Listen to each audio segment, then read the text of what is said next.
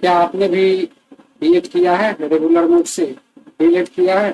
दोस्तों, मैं अपना परिचय बता देना चाहता हूं कि मैं नीरज कुमार डीएलएड 2 वर्षीय डिप्लोमा ग्वालियर से किया, मध्य प्रदेश। दोस्तों, जब मैं डीएलएड कर रहा था तो ये सोचा कि चलो जहाँ से कुछ पैसे ज्यादा लग रहे हैं वहां से कर लेते हैं, degree time to time complete हो जाएगी और जल्द ही कहीं शिक्षक नियोजन में हमारी नौकरी हमारे राज्य सरकार के द्वारा हो जाए, ऐसा सोच के हमने किया। हालांकि उस समय एक अलग तरह से 18 महीने का डीएलएड के इक्विवेलेंट में कोर्स कराया जा रहा था, लेकिन मैंने नहीं किया। इसलिए नहीं किया कि उस समय ऐसी बातें हो रही थी कि ये जो टीचर ऑलरेडी ज्वाइन कर चुके हैं उनके ट्रेनिंग के लिए है, तो हमने नहीं किया। बहुत सारे लोगों ने भी किया। तो वहां पे बहुत सारा ये भी था कि रिमर कह लीजिए या वास्तविकता कह लीजिए, जो भी कह लीजिए, लोगों ने बताया कि इससे नौकरी नहीं है। तो हम लोगों ने रेगुलर मोड से किए, 2 वर्ष अपना गंवाया, 2-2.5 लाख रुपए भी खर्च किए, आने जाने में, रहने में, 10 दिन परीक्षा देने में, पढ़ने में, लगभग इतना खर्च हो गया।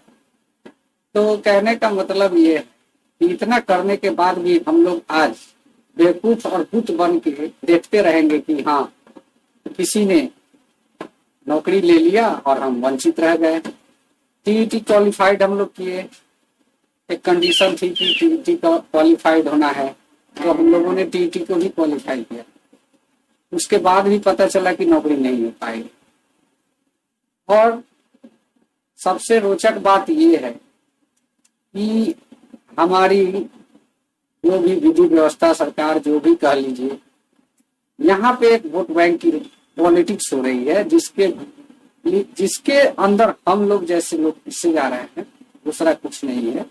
तो मेरा कहना यही है कि अगर आपने बीएड या डीएलएड रेगुलर मोड से किया और सीटेट दिसंबर क्वालिफाई है, तो दोस्तों हम लोग को एक संगठन के तौर पे खड़े होने की जरूरत है और आगे बढ़कर, क्योंकि अब हमें लगता है कि हमारी सिस्टम हमें किस तरह कुछ नहीं देगी, छीनना पड़ेगा, मांगने से नहीं मिल सकता है।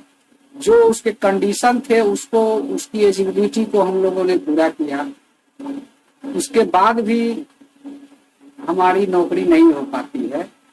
कंडीशन आज की ये है कि हम लोग कहीं के नहीं है, पैसे तो लग गए और किस तरह गार्जियन दिए, घर के लोग किस तरह इकट्ठा करके दिए, ये बहुत सारी चीजें हैं जो सब लोग जानते हैं कि किस तरह से पैसा 2-2.5 लाख रुपया किस तरह से निकाला जाता है, कहाँ से अरेंज करना पड़ता है।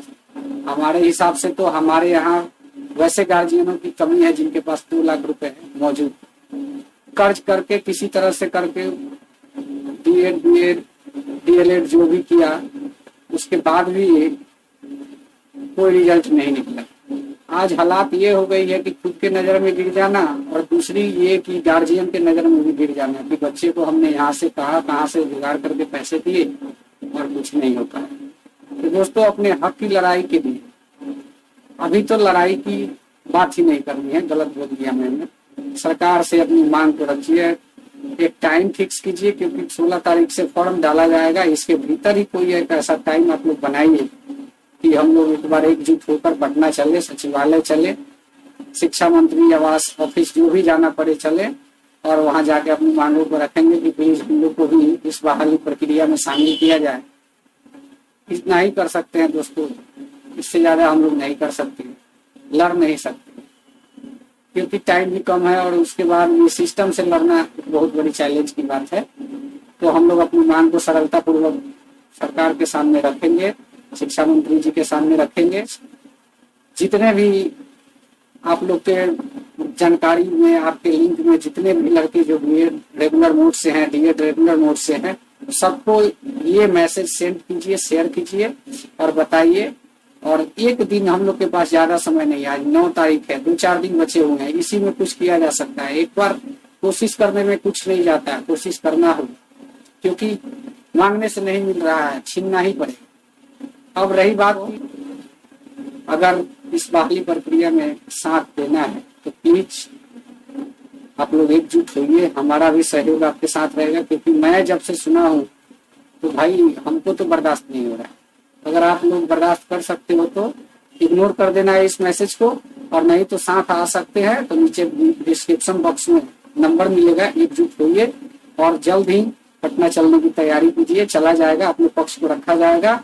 और ये क्योंकि अभी से आदमी अपने जो भी सहपाठी है उनको इकट्ठा करना एक अभी चैलेंज होगा, क्योंकि इतने कम समय में एक जगह इकट्ठा नहीं किया जा सकता है। इसलिए इस वीडियो को ज्यादा से ज्यादा शेयर कीजिए और जल्दी से एकजुट होने का एक प्लान तैयार कीजिए, ताकि इस बहाली में हम लोग को भी मौका मिल सके। तो चलिए, धन्यवाद। आशा करता हूँ कि आप लोग को बात